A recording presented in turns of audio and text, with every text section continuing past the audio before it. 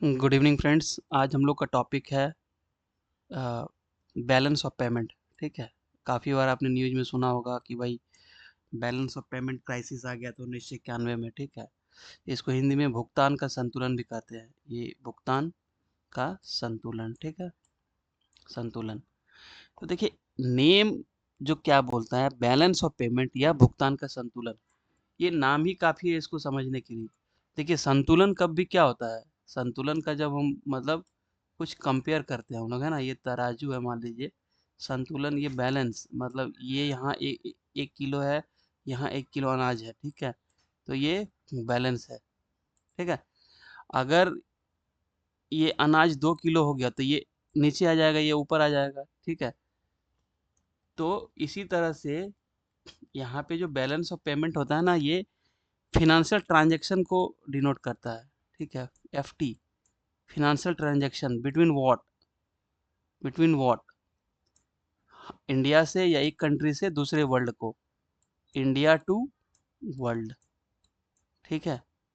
India to world में जो भी इकोनॉमिक ट्रांजैक्शन हो रहे हैं, उसका बैलेंस, उसका एक स्टेटमेंट, उसका एक खाका, ठीक है, वो क्या है अभी हम लोग देखेंगे। ठीक है। इसी को बोलते हैं भुगतान संतुलन। ठीक है। देखिए,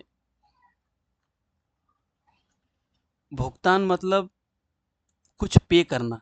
ठीक है। हम लोग गवर्नमेंट पे करती है। जैसे होता क्या है, हम लोग जब इंपोर्ट करते हैं, ठीक है, ये इंपोर्ट करते हैं मतलब बाहर से जब इंडिया में कुछ सामान आता है, तो सामान आएगा तो पैसा देना पड़ेगा, वो हमें फॉरेक्स में देना पड़ता है, इंडियन रुपए में नहीं। अनलेस और अनटिल कुछ वैसा एग्रीमेंट है, जैसे रूबल का जो रशिया के साथ एग्रीमेंट है वैसा। मान लीजिए इंडिया ने रशिया से ऑयल खरीदा, ठीक है, तो रशिया है ना, इंडिया है ना, रूबल में भी पेमेंट कर सकता है और रुपी में भी कर सकता है। ठीक है। तो अनलेस ऐसा कुछ हो नहीं, तो मैक्सिमम डॉलर में ही भुगतान होता है। ठीक है। जैसे इंडिया ने बहुत सारा साइन कर रखा है यूएई या कुछ गल्फ कंट्री के साथ कि भाई रुपये में हम लोग ट्रेड करेंगे, तो वहाँ पे रुपये में भुगतान हो सकता है। बट मैक्सिमम जो भुगतान होता है वो डॉलर में होता है। ठीक है। फॉरेक्स, फॉरेन करेंसी में, उसमें से मैक्सिमम डॉलर डोमिनेट करता है। ठीक है। अच्छा, इसको बोलते हैं इम्पोर्ट। तब जब इम्पोर्ट होगा तो हमें पेमेंट करना पड़ेगा। मान लीजिए मैंने 10 रुपया पेमेंट किया इम्पोर्ट पे, हमने कुछ 10 रुपया का सामान मंगाया। ठीक है। ये इम्पोर्ट किया, उस पर 10 रुपया हमने भुगतान किया। ठीक है। अब जब इंडिया से कुछ चीज़ बाहर जाती है, उसको बोलते हैं एक्सपोर्ट। ठीक है। उसको बोलते हैं एक्सपोर्ट। तो एक्सपोर्ट इंडिया ने किया तो उसके बदले फॉरेन की एंटिटी इंडिया को पेमेंट करेगी, वो भी डॉलर में मान लीजिए करेगी। तो ये मान लीजिए $10 का सामान इंडिया ने मंगाया था, तो 10 रुपया, $10 इंडिया ने पेमेंट किया। ठीक है। मान लीजिए ऑयल मंगाया था, ऑयल हम लोग इंपोर्ट करते हैं, या गोल्ड। ठीक है। और एक्सपोर्ट मान लीजिए किया पेट्रोलियम प्रोडक्ट्स, या ज्वेलरी भी करते हैं। ठीक है। तो वो, या कुछ भी मान लीजिए एग्रीकल्चर आइटम एक्सपोर्ट किया, तो इसके बदले इंडिया को मिला 8 रुपया। तो गया कितना, हमने दिया कितना, 10 रुपया, आया कितना, 8 रुपया। तो डिफरेंस कितना हुआ, 2 रुपया का। 2 रुपया क्या हुआ हमारा, नेगेटिव में बैलेंस हुआ, मतलब हमने पे ज्यादा किया, आया मेरे पास कम, 2 रुपया। अगर एक्सपोर्ट होता 10 रुपया का, अगर एक्सपोर्ट होता 10 रुपया का और इंपोर्ट होता मान लीजिए 8 रुपया का, तो हमारे पास 2 रुपया एक्स्ट्रा आता, है ना, क्योंकि 2 रुपया फॉरेन से, 10 रुपया आता फॉरेन से, और हम पे करते 8 रुपया अपने इंपोर्ट पे, तो 2 रुपया। तो ये होता मेरा बैलेंस ऑफ पेमेंट, भुगतान संतुलन। तो इस केस में जहां इंपोर्ट ज्यादा होगा, वो क्या कहलाएगा, ट्रेड डेफिसिट। क्योंकि क्योंकि हम मंगा ज़्यादा रहे हैं, हम पेमेंट ज़्यादा कर रहे हैं। अगर माँगा इम्पोर्ट ज़्यादा करेंगे, वहाँ से आयात ज़्यादा करेंगे तो ज़्यादा पेमेंट करेंगे। ठीक है। तो उसका उल्टा हो जाता है ट्रेड सरप्लस, इसको ट्रेड डेफिसिट जब इम्पोर्ट ज़्यादा होगा, और जब एक्सपोर्ट ज़्यादा होगा तो ट्रेड सरप्लस। ठीक है। चलिए,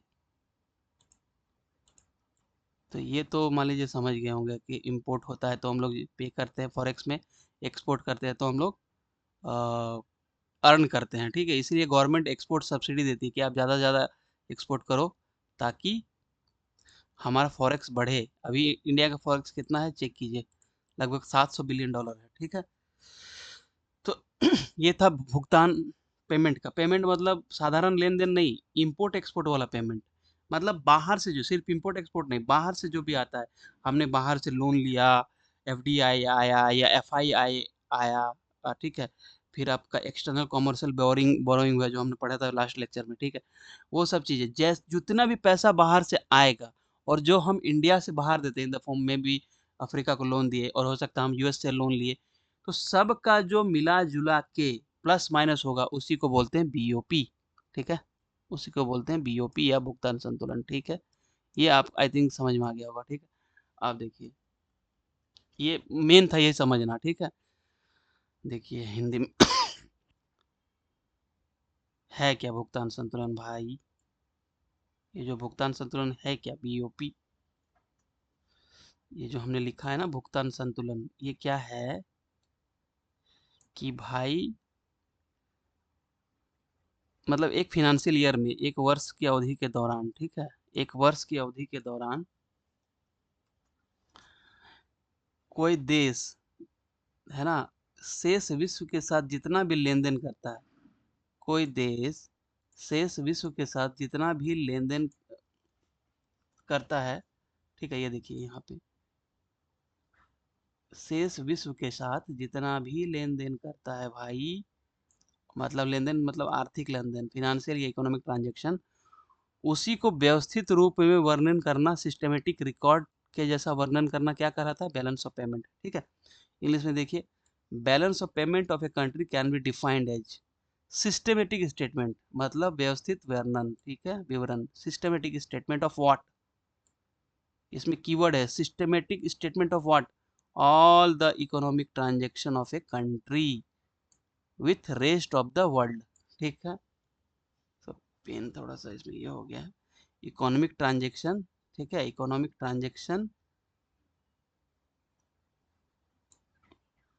of a country with rest of the world during a specific financial year or 1 year during an accounting period।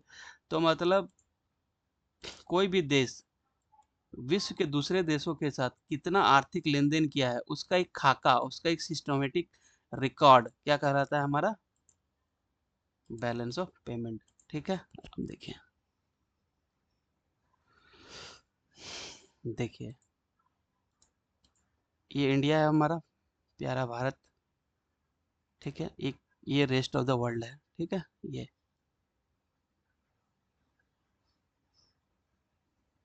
ठीक है। अब देखिए इसके साथ इंपोर्ट कर सकता है, मतलब यहाँ से सामान आएगा इंडिया में, है ना, इंपोर्ट मतलब सामान आएगा इंडिया में, ठीक है, इंडिया में। एक्सपोर्ट मतलब यहाँ से सामान जाएगा बाहर, ठीक है, एक्सपोर्ट मतलब सामान बाहर जाएगा। या और भी फिनेंशियल ट्रांजैक्शन जैसे लोन हो गया, बाहर में गल्फ कंट्री में इंडिया के लोग काम करते हैं, वो भेजते हैं पैसा, ठीक है। फिर इंडिया ने कोई लोन दिया होगा, उस पे उसको इंटरेस्ट सब्सिडी इंटरेस्ट मिल रहा होगा, ठीक है, या इंडिया कोई लोन लेगा, ठीक है। तो ये सब सारा जो रिकॉर्ड है ना, सारा जो रिकॉर्ड है इसी को बोलते हैं हम बैलेंस ऑफ पेमेंट, ठीक है। अब देखिए यहाँ पे बहुत सारा ऑब्जेक्टिव है, इसको देख लीजिएगा। बैलेंस ऑफ पेमेंट क्या है? Summary of all financial transaction, क्या बोला? All financial transaction made by, financial transaction मतलब इंपोर्ट एक्सपोर्ट से जो ट्रांजैक्शन हुआ, इंडिविजुअल ने जो वहां से रेमिटेंस भेजा, यहाँ से जो लोन हमने दिया, बाहर से जो लोन लिया, या एफडीआई आया या एफआईआई आया, ठीक है, या एनआरआई ने कुछ डिपॉजिट किया इंडिया में, सारा कुछ, तो ठीक है। एनआरआई क्या हुआ? इंडिविजुअल हुआ। तो summary of financial transaction made by individual, देखिए रेमिटेंस हो गया या आपका एनआरआई डिपॉजिट हो, वो इंडिविजुअल करता है, ठीक है।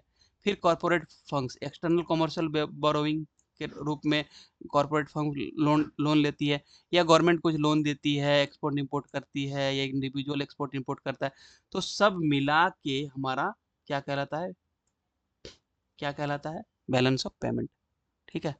तो ये नहीं कि बैलेंस ऑफ पेमेंट सिर्फ इंपोर्ट और एक्सपोर्ट होता है, इंपोर्ट एक्सपोर्ट सिर्फ होता है ना, उसको बोलते हैं balance of trade, not balance of payment. Balance of payment में मतलब balance of trade is a part of balance of payment, हम लोग देख लेंगे।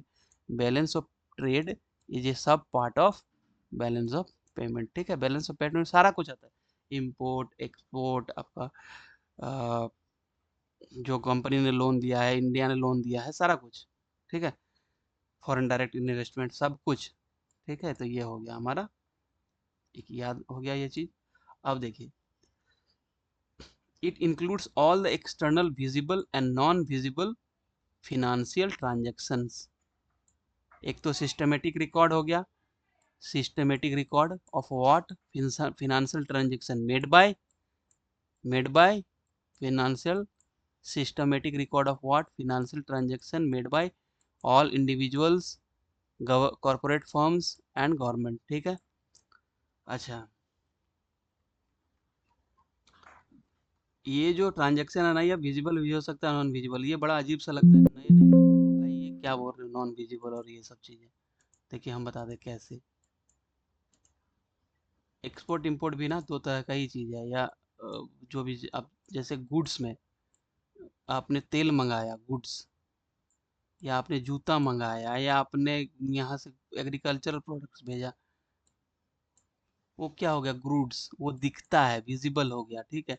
नॉन विजिबल क्या हो गया, सर्विसेज, जैसे बैंकिंग, किसी ने बैंकिंग सर्विसेज दिया बाहर के एंटिटी को, वो क्या हो गया, इनविजिबल। इंश्योरेंस सर्विस दिया, क्या हो गया, इनविजिबल, ठीक है। तो बोथ, तो उस पे, तो visible plus non visible financial transactions, ठीक है, ये इंक्लूड करता है।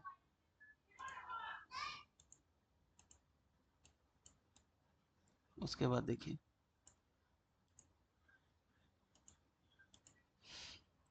It indicates whether the country has surplus और डेफिसिट ऑन ट्रेड। अभी हम बताए थे कि इंपोर्ट ज़्यादा होगा तो क्या होगा, सरप्लस और डेफिसिट, डेफिसिट होगा, ठीक है।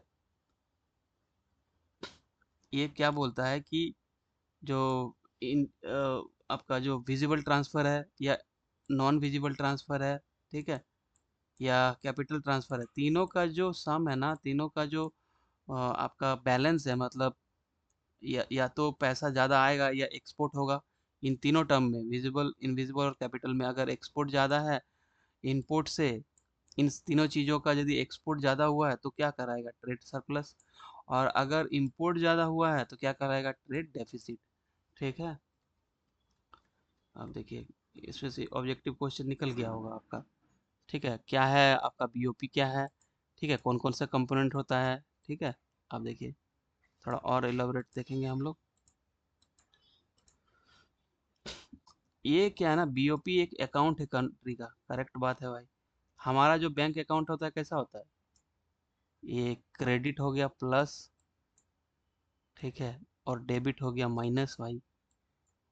अगर हम कुछ पैसा दिए तो डेबिट में आएगा, कुछ आएगा तो क्रेडिट में आएगा, ठीक है। तो एक मेरा अकाउंट है, उसी तरह से गवर्नमेंट का अकाउंट है, एक तरह का बीओपी जो है ना, गवर्नमेंट का अकाउंट है कि कितना हमने रेस्ट ऑफ द वर्ल्ड से पैसा आया और कितना हमने पे किया, how much we have paid to the world and received from the world, ठीक है। Therefore it is called account of a country, ठीक है। चलिए, अब हम लोग आगे बढ़ जाते हैं भैया, कि है क्या ये। देखिए, इसको कैलकुलेट करने का पर्पस क्यों है, क्यों कैलकुलेट करते हैं बीओपी। देखिए, फिनेंशियल एंड आपका जो इकोनॉमिक स्टेटस है ना, वो कंट्री का वो बताता है। मतलब कितना मेरे पास पैसा आ रहा है, कितना जा रहा है, कितना हम एक्सपोर्ट कर रहे हैं, कितना इंपोर्ट हो रहा है, कितना बाहर जा रहा है, कितना अंदर आ रहा है। तो वो, अब हम एक्सपोर्ट ज़्यादा कर रहे हैं, मतलब हमारा ताकत ज़्यादा है कोई चीज़ बनाने का, प्रोडक्शन का, तभी तो हम बाहर भेज पा रहे हैं। तो इसलिए हमारा फाइनेंशियल इकोनॉमिक स्टेटस ज़्यादा अच्छा होगा, ठीक है। उसके बाद can be used as indicator, एक इंडिकेटर की तरह बीओपी यूज होता है, can be used as an indicator to determine whether the country's currency value is appreciating और डिप्रिसिएटिंग। देखिए, अगर हम खाली इंपोर्ट ही करते रहेंगे ना भाई, तो हमारी क्या है, डॉलर के मुकाबले हमारा वैल्यू कमजोर होता जाता है, ठीक है। हम परचेजिंग पावर, हम हमारा करेंसी स्ट्रांग होगा भाई, डॉलर का वैल्यू की पूछ ज़्यादा क्यों है, क्योंकि वो डॉलर बहुत मजबूत करेंसी है, ठीक है, कुवैती दिनार का जैसे। तो ये डिटरमिन करता है कि हमारा परचेसिंग पावर कितना है हमारे यूनिट करेंसी का, ठीक है।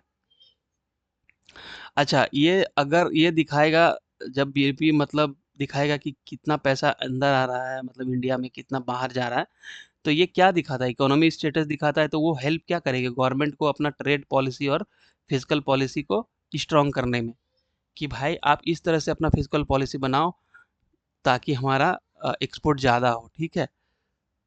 या अपना अपना ट्रेड पॉलिसी इस तरह से बनाओ कि एक्सपोर्ट बूस्ट हो सके, ठीक है।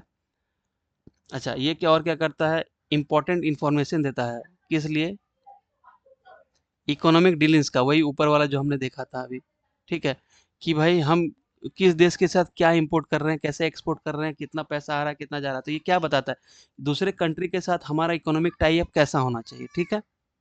अब देखिए,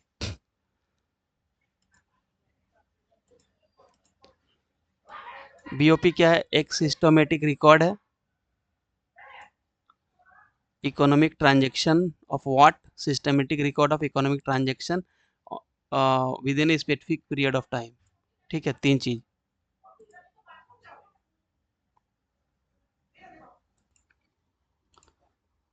ठीक है। और क्या ये बताता है, देखिए बीओपी क्या था, systematic record of what, economic transaction done, economic transaction मतलब by a country with the rest of the world in a with specific period of time, ठीक है। अच्छा, ये मेंटेन कौन करता है भाई, एक रिकॉर्ड तो बनेगा, लेकिन मेंटेन कौन करता है, आरबीआई करता है, ऑफिशियल रिजर्व अकाउंट होता है ये, ठीक है। अच्छा, ये होता है, ये जो सिस्टमेटिक रिपोर्ट है ना, इसको इसको मेंटेन करने का एक तरीका है, जो आईएमएफ के मैनुअल बीएमपी 6 में इसको डिस्क्राइब है, ये डिस्क्राइब है, ठीक है। इस फॉर्मेट में इसको मेंटेन किया जाना चाहिए बीओपी को। और जो जो ट्रांजैक्शन होंगे ना, वो डॉलर में होंगे, ठीक है। हम जैसे बताए थे कि कमिंग मनी वो क्रेडिट में प्लस में जाएगा और आउटगोइंग मनी माइनस में जाएगा। इम्पोर्ट, आउटगोइंग मतलब कब, जब हम इम्पोर्ट करेंगे तो पैसा बाहर जाएगा, क्योंकि हमको पे करना पड़ेगा, तो वो है ना, वो माइनस में होगा, ठीक है। ये माइनस में होगा, ये माइनस में। और कमिंग जब एक्सपोर्ट करेंगे तो प्लस में, ठीक है।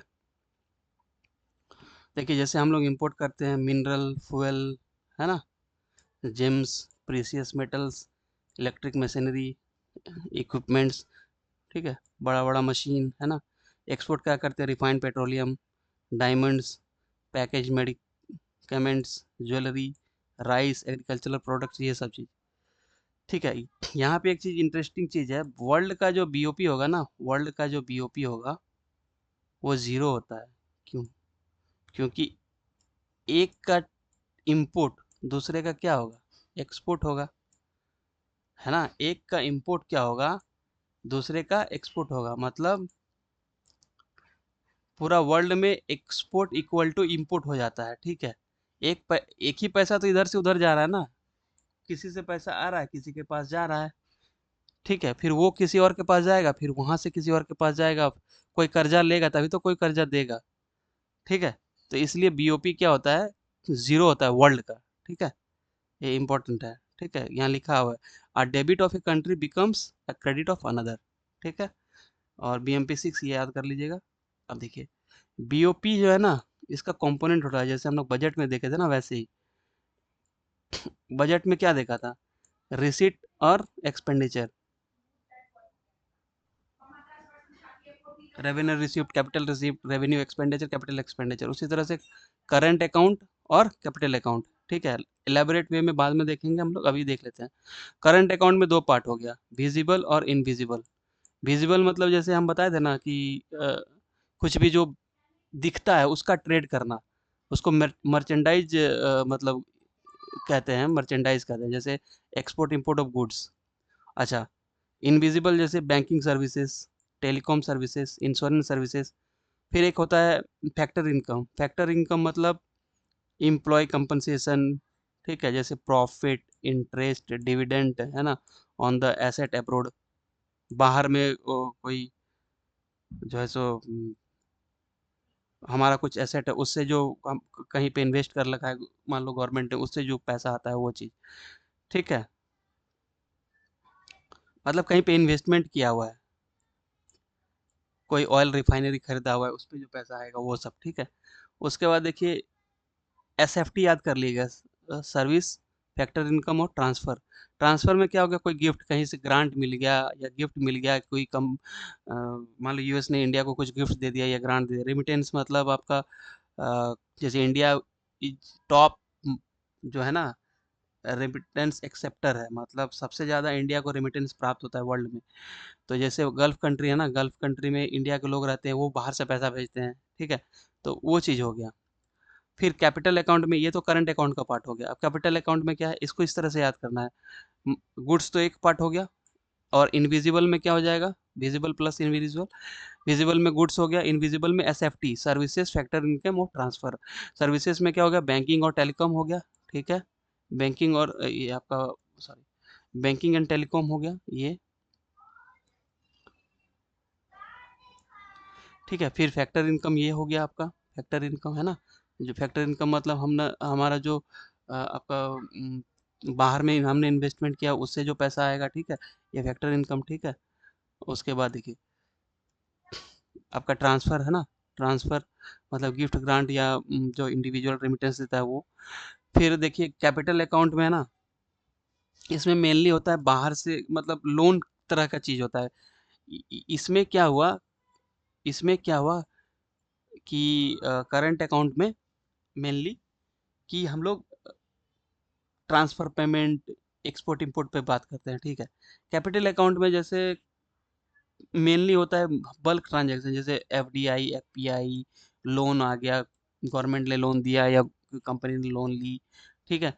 बैंकिंग कैपिटल मतलब एनआरआई डिपॉजिट, ठीक है, ये सब चीज़ कैपिटल अकाउंट में होता है। तो इस पे ऑब्जेक्टिव आएगा, एकदम पक्का ऑब्जेक्टिव आएगा कि भाई बताओ, जैसे बजट में ऑब्जेक्टिव आता है ना, वो इसी तरह से इसमें भी ऑब्जेक्टिव आएगा कि भाई बताओ,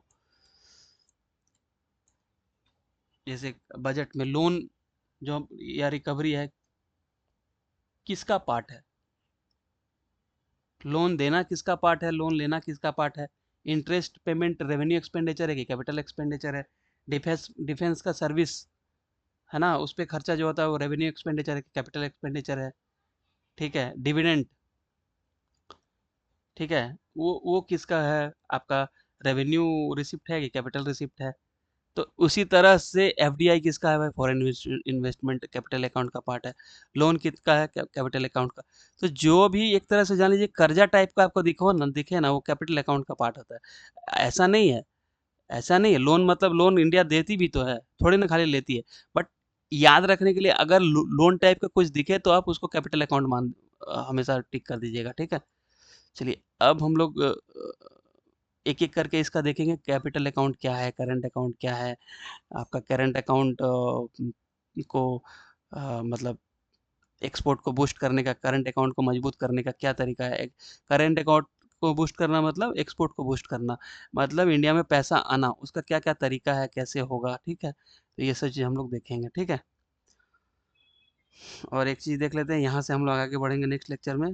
balance of payment, balance of payment है ना, होता है करंट अकाउंट ये प्लस कैपिटल अकाउंट, ठीक है, और plus balance account. Balance account मतलब कुछ एरर होता है, मतलब मान लीजिए इतना ज़्यादा ट्रांजैक्शन है, इसको हर समय अच्छे से दिखा पाना थोड़ा-सा मुश्किल होता है, तो कुछ एरर रह जाता है। तो उस एरर को भी जोड़ा जाता है, current account plus capital account plus balance of amount, वो सब मिला के क्या होता है, ज़ीरो।